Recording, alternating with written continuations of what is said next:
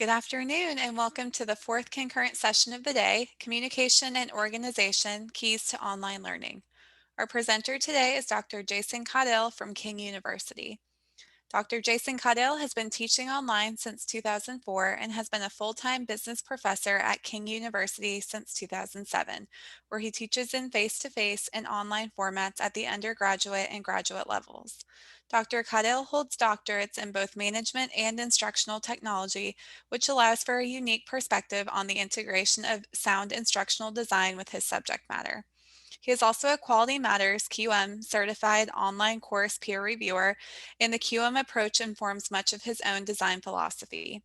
If you have any questions for the presenter during the session, please feel free to enter those into the Q&A section at the bottom of the Zoom room screen, and we will address them at the end of the talk.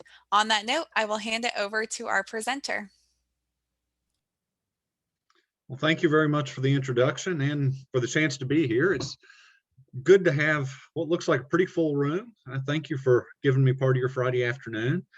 And as they said, I'm Jason Caudill. I'm at King University, and I'm speaking today about communication and organization, which I've titled The Core of Effective Online Design. So just a quick introduction. Like a lot of things in education, stuff's changing so fast, I didn't get to update my slide between getting accepted for this presentation and actually being here today. I'm now a professor of business. I just literally did the paperwork and signed the contract last week. So you guys are my first official public appearance with the new title. So this makes it kind of a momentous presentation for me. I'm also still program coordinator for our Bachelor of Business Administration at King University. And we are both face-to-face in an accelerated format and fully online for that program. So I kind of run both. And as I said in the intro, I've been teaching online since 2004. I started early in my doctoral work, in part because I was broke, in part because I was fascinated with technology. I was working in IT at the time, and the chance to teach online was really pretty exciting and still is for me. But one of the things I've really learned in this past year, I've had the opportunity to do a lot of support for colleagues and peer teaching and things like that with our transitions because of the pandemic. I've had the opportunity to grow up with online education. It was still a pretty basic thing in 2004. And because I've consistently taught in it, my practice has just grown a step at a time as the discipline has changed. And it's now so big and it's so complex that taking somebody who's never done it and dumping them into an online environment and saying, hey, you've got a week, put everything online and start over. And that really is what happened to a lot of people last spring. It's what happened to my institution last spring. We had a week's notice to convert to fully online because we closed our campuses. That's a big ask for people. If they don't have the background, if they haven't had the opportunity to build expertise, it's a lot. I've really tried to keep that in mind when I'm doing education and peer support and things like that now, that it's a huge transition. And as they mentioned, I am a QM certified reviewer. And this is not going to be a QM, course prep or anything like that. I do like their approach enough that will be sort of a core of what I talk about, where we'll touch on a little bit of detail from the QM rubric a little bit later, but it's not going to be a whole session of just QM stuff. So, and I always like to share my personal philosophy of online education with everybody. I've got it narrowed down to 4 words that I think does everything. Show up, pay attention. Now I can talk technical stuff and philosophy and that stuff for all day, but when it comes down to being effective online, if you're in the classroom, if you're checking email, if you're posting grades, if you're answering questions, if you're doing those things and doing them consistently, you're running a pretty decent class. Students, for the most part, are going to be happy. So that's part of what we're talking about today, and kind of keep that in mind, to show up and pay attention. Good course design makes it easier for you and your students to show up and to pay attention. So I think this lines up really well with that strategy. I want to start with just the purpose of our LMS. It is not just a place to dump everything you have on file about your course. Okay. The LMS is not cloud storage. And some of you are saying, well, of course not. We know that. But I challenge you to think about some of the things you've seen. And I've seen courses that it literally looks like their Google Drive more than it does an LMS platform. That it's just a massive top to bottom of the screen, documents and video links and quizzes and tests and assignment links. And it's just like the stream of consciousness dump of everything about the course. That's not really effective. I doubt anybody in this room is doing that, but there are lots of people out there that still design that way. I go back far enough with the field that I still remember the debate that went on for, it was like a year of, is it going to be a CMS or an LMS? What's the standard language? CMS being content management system, LMS learning management system. LMS is what we settled on. CMSs they've taken for like some blogs and stuff like that. I think LMS is the correct term. That we want this to be focused on learning. That's the first word in the platform. That's what we're trying to do. So with that course, what do we want our students to do? Most of it is engagement. We want them to engage with the course. We want them to engage with colleagues, the other students that are in the course. We want them to engage with us as instructors. We really want them to engage with ideas. And through all that engagement, we want them to learn new things. The goal is not to challenge them to figure out complex navigation. And I deliberately added that and then crossed it out because I swear I think people believe that figuring out navigation should be a goal of an online course. That nothing's in the same place, everything's different. There's no standard for the institution, there's no standard template. There's everything you look at's different every time. That's really not an effective way to do things. And we're talking today about why that's not effective. Why you really need to make things easy. We want to, and I'm not talking content. I'm not saying your course has to be easy. I'm saying the design needs to be easy. So here's our quality matters piece. To avoid anybody getting worried, I am not going to read a single standard to you, much less all 48. But there are 48 standards in the quality matters rubric. 8 general, 40 specific. The most common phrase out of all those standards, clearly stated. It is the most important thing in a design for things to be clearly stated and available. And I think all of us that work online, that teach online, if we've been online students ourselves, and I've done a lot of that too, I think all of us understand that when you're in an asynchronous online environment, you're separated by distance and time zones and everything else, communication's already more difficult. And we can get used to it. We can learn how to do that. Lots of people do, but it's just harder. It takes more deliberate approach to effectively communicate online. And as much as we'd really like to think, hey, every traditional undergrad and high school students, they're digital natives, this is easy, they're going to know everything. It's just not true.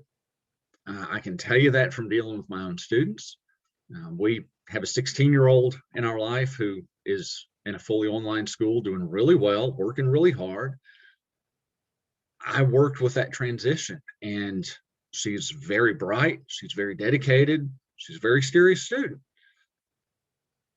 There were things with technology that I couldn't believe she didn't know. Now, she teaches me things about phones. I had to teach her a ton of stuff about working in an online environment, how to use the tools with a computer to be in a professional work environment online. That's common. So we can't just assume that they're going to be easy, easily navigating any platform. They're going to know these tools and these tricks.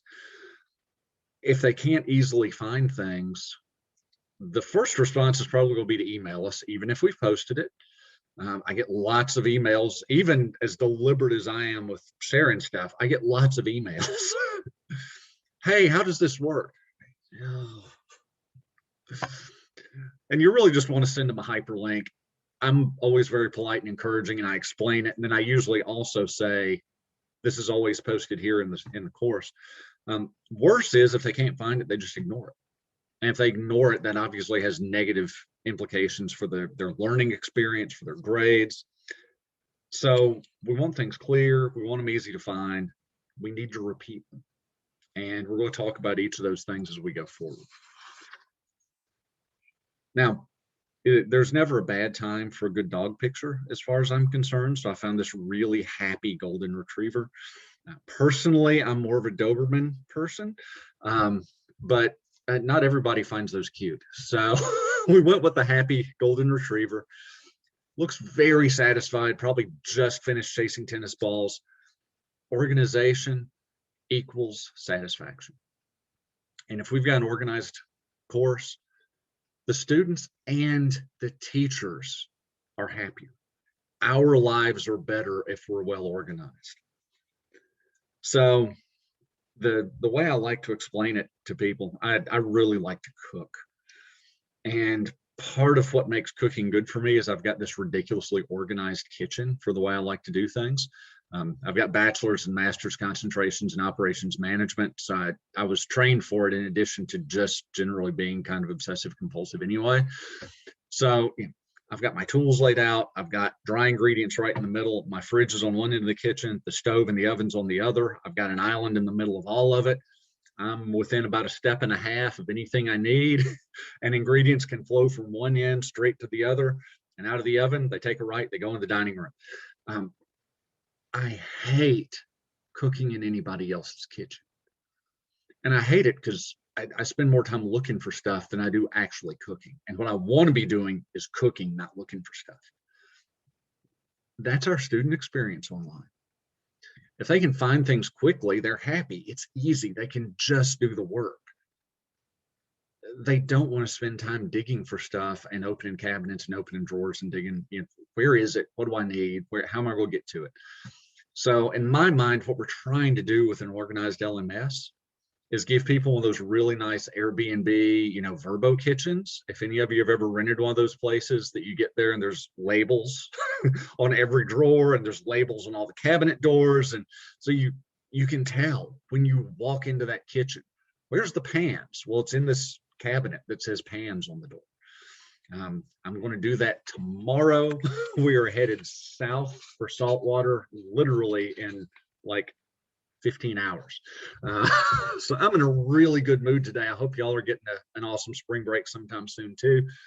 But that's what we want, is good organization. So how do we do it? 4 things: repetition, clarity, multiple approaches, and consistency.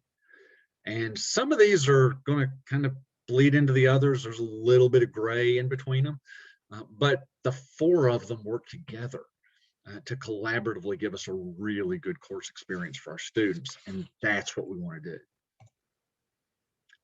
So I don't have the chat open because I need my screen up here, so I won't be able to see the hands go up. But seriously, raise your hands if you've been tempted to just put an autoresponder on your email at the start of every term that says it's in the syllabus. I think everybody who has ever taught a class relates to this comic, that you write everything down, you hand it out, you talk about it, and the next morning you open your email and everybody at 3 a.m. says, so when is the first test due? It's in the syllabus. This is human nature. As much as we complain about, oh, it's a student thing, human beings rarely commit something to memory after they just see it once. It's just the truth. We also know from experience, and this goes, back to when I was teaching traditional campuses, to traditional classes on a 15-week format at a traditional residential campus, and I handed out physical paper syllabi, people generally don't read the syllabus. If they just don't. So we put it there, it's important, but we know it's probably going to get missed. The more places we can post something, the more likely people are to see that thing. So seeing it is the first step. If they see it more than once, there's a good chance they're going to pick up on the fact that there's emphasis to that if it's being posted repeatedly, that might be kind of important. I should pay more attention to it. And this repetition ties very closely into our discussion of posting multiple places. So we're going to get to that in a second. But we do want to be repetitive in our posting. We also want to be very clear. And remember the whole quality matters thing clearly stated. Be direct. This is not a time to try and be literary and emotional in your language or any of that. State exactly what they need to know. I also recommend being succinct. And I know that seems a bit weird that I'm saying, hey, post everywhere, post things repeatedly, but be succinct. What I mean is the stuff you post should be, succinct. You don't want to be overly wordy. The more simply you can state things ties in with being direct. So be direct, be succinct. That's going to give you a much better chance of the students reading it, understanding it, and remembering it. Excuse me.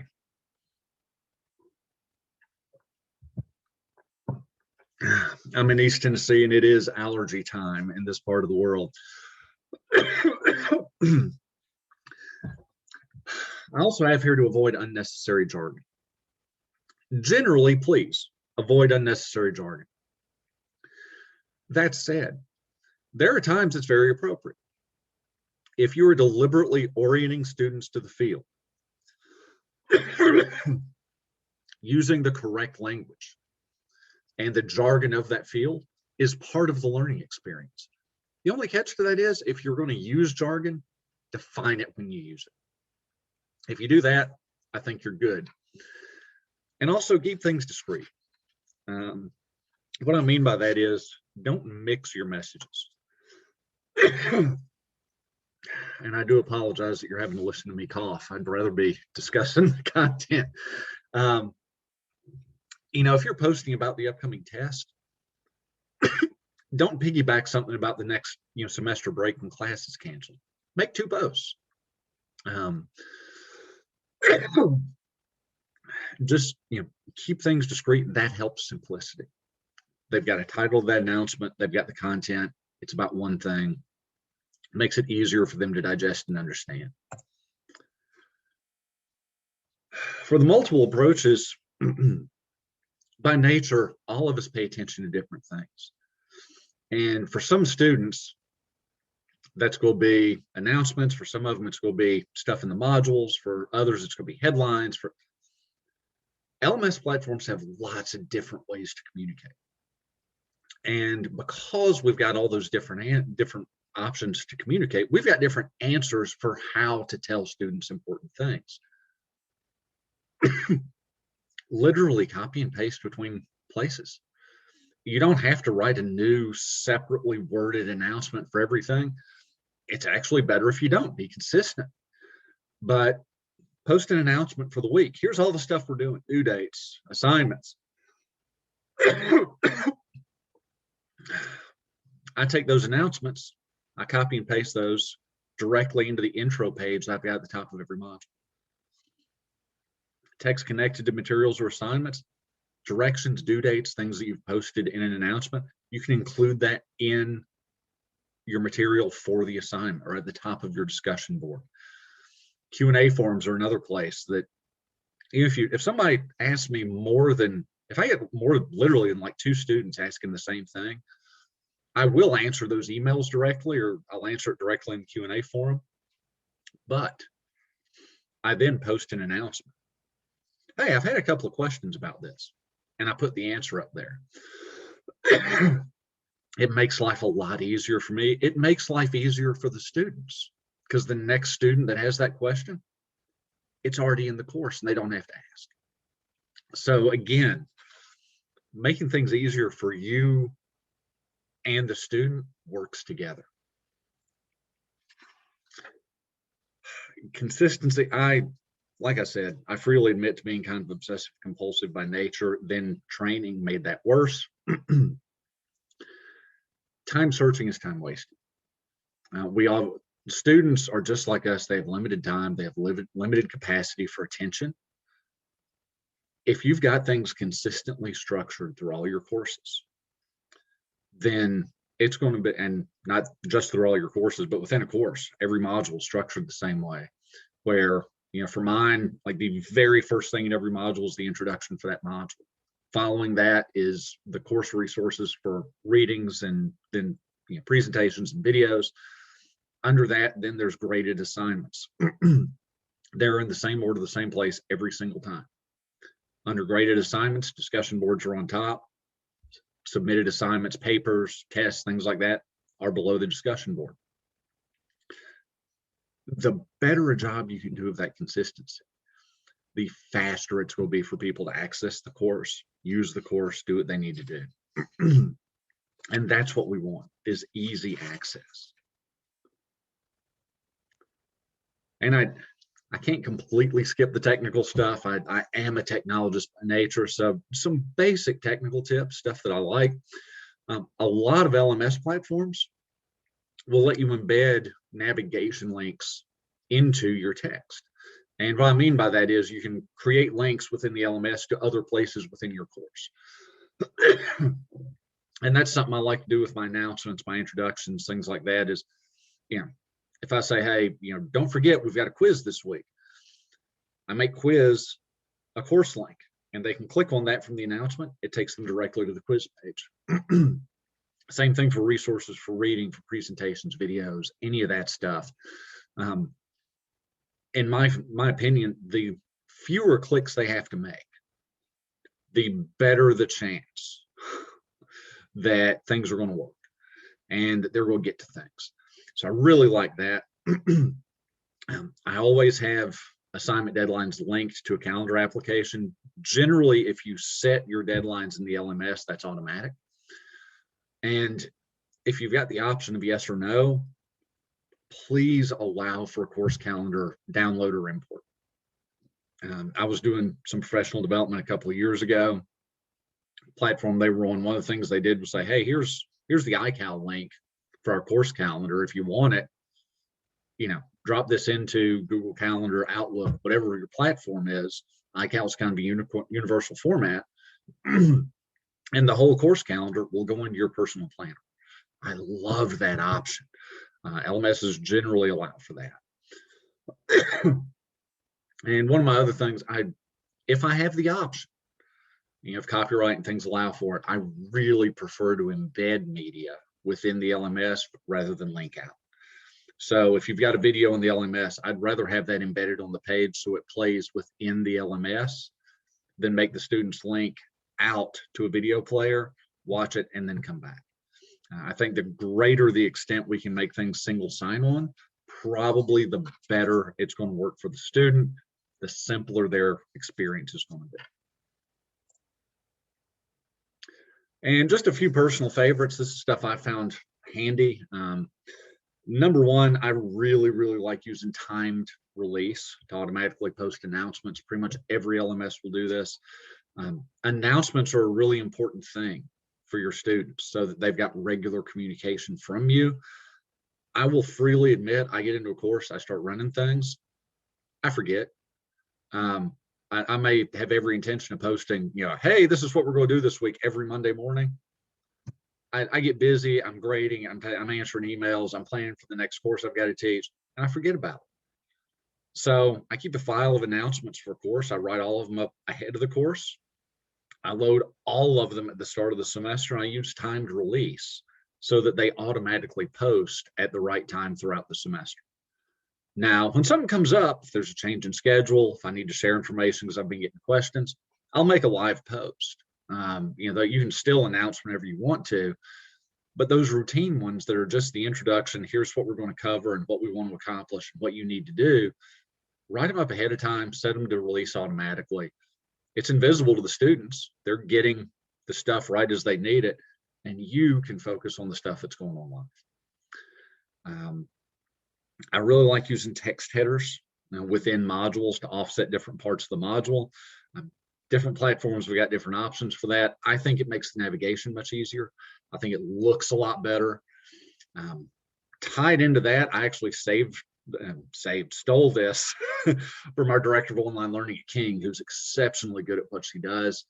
I noticed when I was working with her one day, the class she was teaching, she had text headers, which I was already doing that, but she just put due dates for the assignments in the text header over the assignment. And she also uploaded on the calendar, and it was in the announcements, but it was in the header. It was impossible to miss if you were looking at the course at all.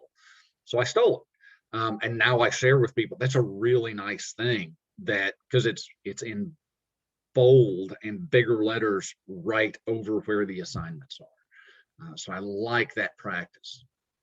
I also like putting directions, rubrics, reference materials, anything that relates to an assignment. I like to put that in the same place where the assignment is submitted.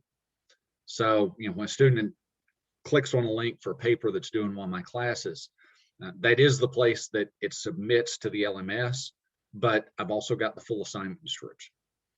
And if I teach some information systems courses, so those, if there's like a starting file that they work with, a digital file, that file is linked from the assignment location. So they don't have to go multiple places for the assignment. And as I've said before, duplicate content between announcements and module introductions, have all that stuff in multiple places. Repetition helps in presentations too. I think that may be the third time I've got that in here, but it's really important. So I've repeated it. And at this point, I'm really hoping everybody wants to jump in and have some active discussion. I'd love to hear from you. So feel free to ask me questions. If you've got best practices that have been really good for you, share those with me and with everybody else. I love having a room full of practitioners for these things, because I get to learn stuff too. This is not just my show. So if you've got an idea that you think everybody needs to hear, let's hear it. And it means that I learned something, and so does everybody else. But I've got my LinkedIn direct link here on screen. Please feel free to follow up with me after the conference is over. You are welcome to contact me with questions, contact me with research opportunities. If you want to get together and do a conference or a paper or something together, I love meeting new people. We're kind of a small college, so I'm always looking for new collaborators and new colleagues to do things with. So please feel free to connect with me. And at this point, I'll open up the floor and we'll take questions. Great, thank you. I do see one comment in the questions and answers right now. Someone had mentioned earlier that they loved the analogy. They thought it was a great analogy about the organization earlier with the kitchen. So thank you for that. Here's a question. How do you get students to do optional, reading something or attend an event but not receive a grade for it, for example? If that's your worry, please tell me how you get all of your students to do the stuff that is required and they receive a grade for it. It really does vary. And I've never been a big fan of saying, hey, do this and I'll give you extra credit. So I totally get the concern about getting them to do things or attend events that aren't directly connected to a grade. Personally, I think really the best thing we can do as instructors is emphasize the benefit and the opportunity. I think if it's a campus event, if it's something live, actually attending it yourself, I think kind of makes a point to the students that, hey, this isn't just you need to go see this. You will get the reputation for being places if you're showing up. And I think that's a good motivator, especially for undergrads, that the faculty are going. So if they're going, then it must really be worth our time. So I think that helps. Thank you. We have another one here. Students tend not to show up to live sessions unless a grade is involved. On the other hand, the class is asynchronous, so making it required is often not an option. Any ideas how to inspire students to attend? I think that if you're doing good instructional things in those sessions, that if what you're doing is driving um, content that's going to connect to a grade. So not that you're taking attendance and awarding attendance points, but if you're going through, if it's a quantitative course, if you're going through and working problems that are similar to what's on the homework or what's going to be on the exam, or if you're explaining how upcoming assignments are laid out and how to do well on them, or you're sharing helpful resources for that, if you're doing those things in your synchronous sessions that you would do in a really good face-to-face class, and there's a performance benefit to being a part of that, I think the students that are dedicated, I think, will show up. And hey, everybody's busy, right? Sometimes they just physically can't be there live. If you're recording and sharing those, which I think is generally a pretty good practice, if they get the idea that it's good content that's going to improve their grade, the ones that can't physically be there live, I think will be a lot more likely to look at the recording and get that content. So I think that's really what it comes down to, is make the content valuable, and the students that really need it, they'll get it. Thank you. We have a comment. Thank you for repeating the importance of duplicating content. That is something that this person would have to do more effectively. And thank you for the emphasis too. That's I appreciate your repetition of it so that we'll all remember. And then how do you handle a student's request for extended deadlines for several assignments? If it's several assignments, we have a problem. And I'm just to give people some context, the program that I teach in, King has our traditional campus, which is largely 18 to 22-year-olds that live on campus up in Bristol. I'm on our branch campus in Knoxville, which is south of Bristol, kind of central East Tennessee. And our accelerated evening program, which is what I teach in face-to-face and then online mirrors that, is largely non-traditional students. So it's people, they're generally older than the traditional undergrad. If they're the age of a traditional undergrad, they're working full-time, they have family commitments. It's a different population. But for anybody, and this was true when I was working with largely traditional undergrads at a different institution, if something comes up and they communicate with me, I'll work with you. My advisor in graduate school, his thing was, life happens. If life happens, we'll figure things out. Okay, if you're sick, if you've got a family emergency, if you have to be at work and can't be here, whatever, communicate with me up front. Tell me what's going on. We'll arrange something. That should be a one-time thing. Okay. If it's a serious illness or somebody's in the hospital, you've got to take care of family, maybe that stretches a couple of weeks. If it gets past that, at that point, you really need to get student services involved and start talking about the opportunity for, is it time to kind of punt on that semester and take incompletes and start over? Do you need some kind of medical withdrawal? What do you need to do? If it's more than limited, either this is serious enough they need to make some other arrangements, or they have a scheduling problem and they don't need the extensions. So one way or the other, like isolated incidents, I'm all in favor of working with people.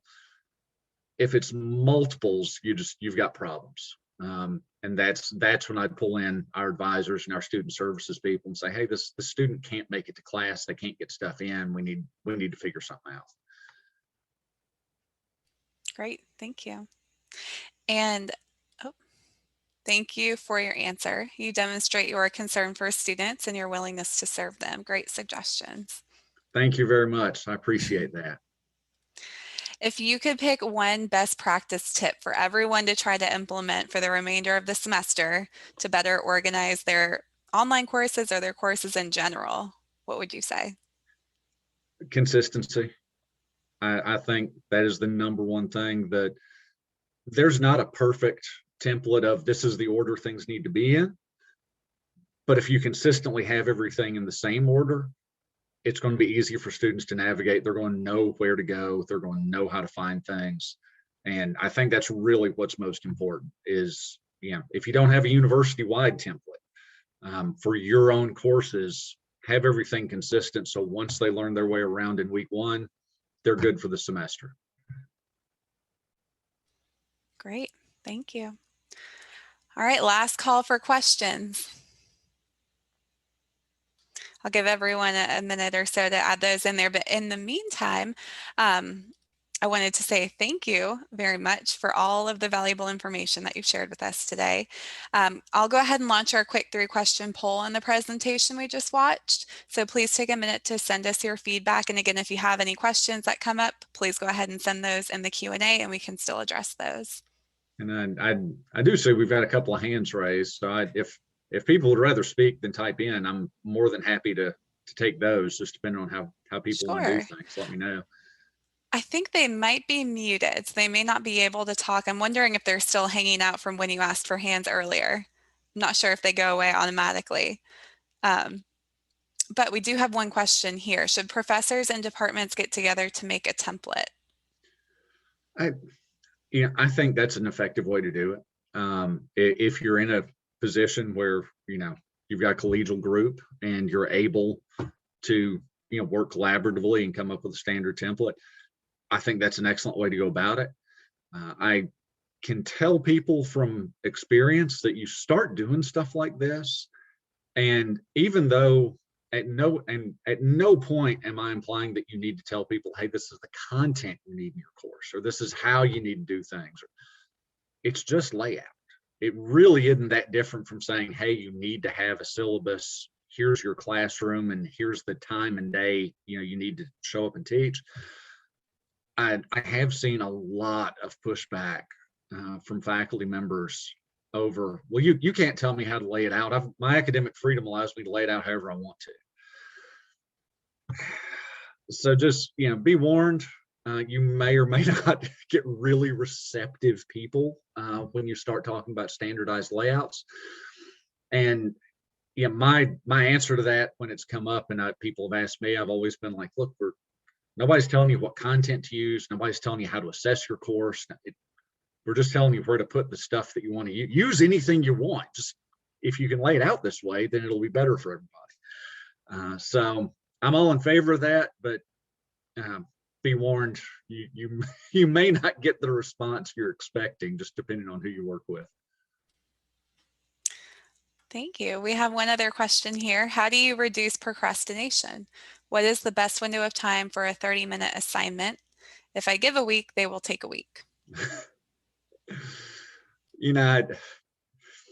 That makes me think back to my MBA days as a student, that I kind of learned I was broken of procrastination doing my MBA, because by design, by the time they gave us the assignment, we were already short on time to complete it.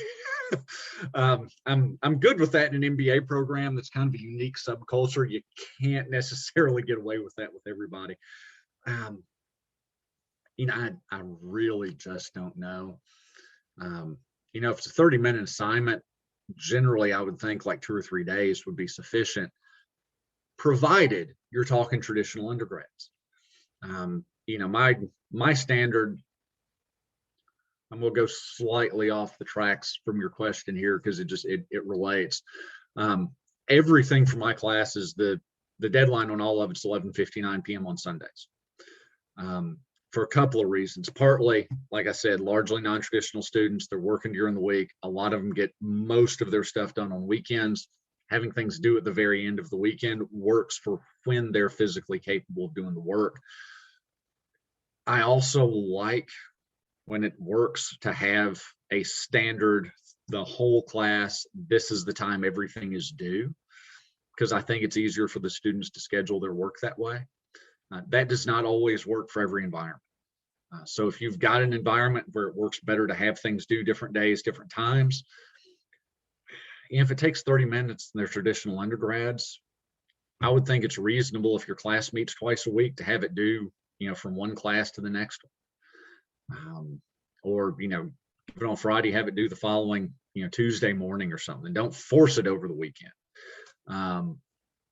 Which brings up one interesting story. I got shredded on an evaluation once. This gets to clarity of communication, right? MBA course, and class ended on our last physical meeting was a Tuesday night. The term officially ended on Friday. Grades were due the following week.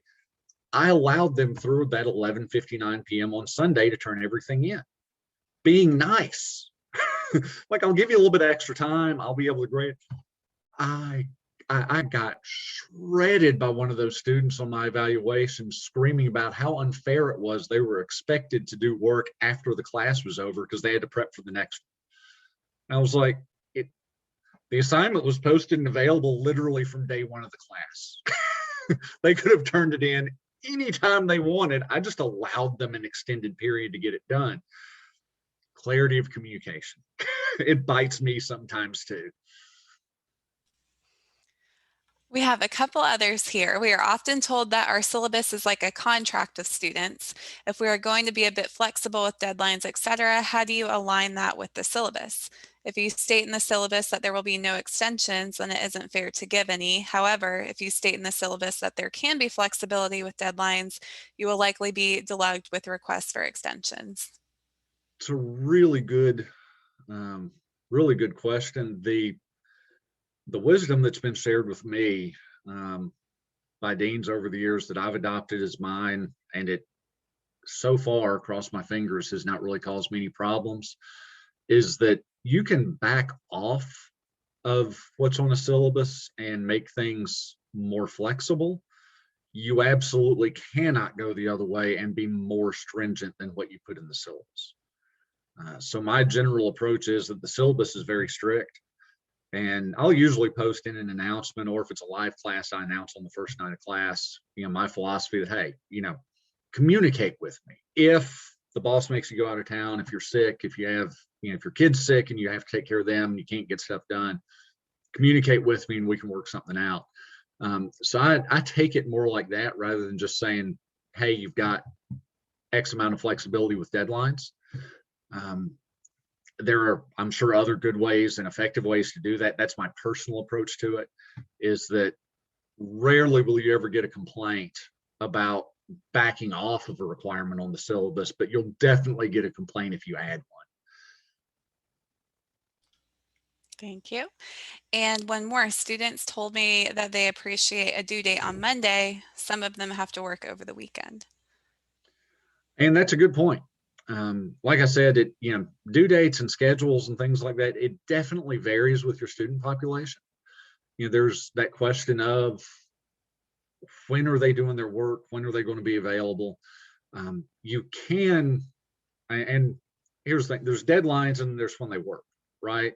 So if your assignment is open and accessible to them and learning materials are available and accessible for an extended period of time, that final deadline is less of an issue. And that's one of those things that we have to translate from, kind of our own mindset from being traditional students, is that it's not like, well, it's due on Tuesday at noon because that's when class is over, because we meet from 11 to 12 on Tuesday and Thursday. Online or blended, a lot of the learning materials are already up and the assignment is already open. So, if it's open from Monday to Monday, well, if they work over the weekends, maybe they need to get it turned in on Thursday so they can work the weekend and not, be trying to rush it on Monday. So it's that there is some flexibility built into it that way, just by the nature of the medium. Great, thank you. All right, well, it looks like we are up on our time. So thank you again for this informative session. It was great to have you. Don't forget about our next concurrent session beginning at 4 p.m. Eastern Time. You can view the chat for the session meeting room links, or you can access our conference website for a complete list of our concurrent sessions and their descriptions. While accessing our conference website, don't forget to swing by our exhibit hall where you can say hello to the Hawks team. You can view a quick 5-minute demonstration, and you can be entered to win the hourly giveaway, which includes your choice of a smart pen, standing desk, or a $100 Amazon gift card. So we look forward to seeing you at your next session. And here's And another comment. Thank you. thank you This was everybody for being helpful. here. Thank you for letting me present today. Always really happy to get to work with Hawks, and the attendees are what make these sessions work. So great questions, great conversation. And as I said, find me on LinkedIn, add me there. I would love to hear from y'all later. Maybe we can work together. Hope everybody enjoys the rest of your conference. Thank you very much.